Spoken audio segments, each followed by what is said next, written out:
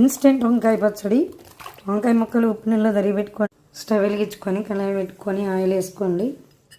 ఆయిల్లో వంకాయ ముక్కలు వేయండి. ఒక ఉల్లిపాయ ముక్కలు, వంకాయ ముక్కలు కండరక్కకుండా కొంచెం సాల్ట్, నూనెలో వంకాయ ముక్కలు ఉల్లిపాయ ముక్కలు కొంచెం సాల్ట్ వేసాం. మూత పెట్టకుండా వేయించాలి.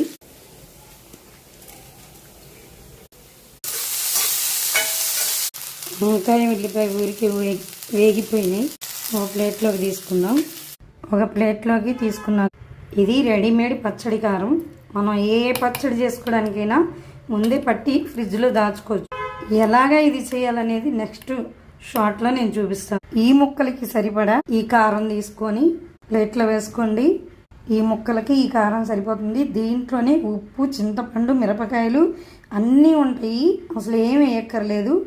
నెక్స్ట్ ఇది చల్లారిన తర్వాత మనం మిక్సీ పట్టుకోవడమే. చల్లారేలోపు పచ్చడికి తాలింపు అదే బాండిలో ఆయిల్. తాలింపుకి ఆవాలు, జీలకర్ర సరిపోతుంది. ఎందుకంటే కారంలోనే మినపప్పు, పచ్చిపప్పు అన్నీ వేసి ఆ కారం పడతాం. ఆ టేస్ట్ ఆ కారంలోనే వస్తుంది కాబట్టి జీలకర్ర, ఆవాలు చాలు. కొంచెం కరివేపాకు, కొద్దిగా ఇంగువ, ఎండుమిరపకాయలు. అయిపోయింది. స్టవ్ కట్టేయడమే. ముక్కలు చల్లారిపోయినాయి. మిక్సీ పట్టాలి. కారం కూడా వేసుకోండి. మిక్సీ పట్టిన పచ్చడి అంతా తాలింపులో వేయండి. వెల్లుల్లిపాయ కావాలన్న వాళ్ళు తాలింపులో వేసేసుకోండి. తాలింపులో పచ్చడి కలపండి. తాలింపు కలిపేశాక పచ్చడి రెడీ అయిపోయింది. ఇన్స్టెంట్ వంకాయ పచ్చడి రెడీ. కారం ఎలా చేయాలనేది నెక్స్ట్ వీడియోలో చూపిస్తా. సడన్గా ఎవరు వచ్చినా ఈ పచ్చడి చక్కగా ఇలా చేసుకోవచ్చు. ఏదైనా చేసుకోవచ్చు. Like, share, subscribe.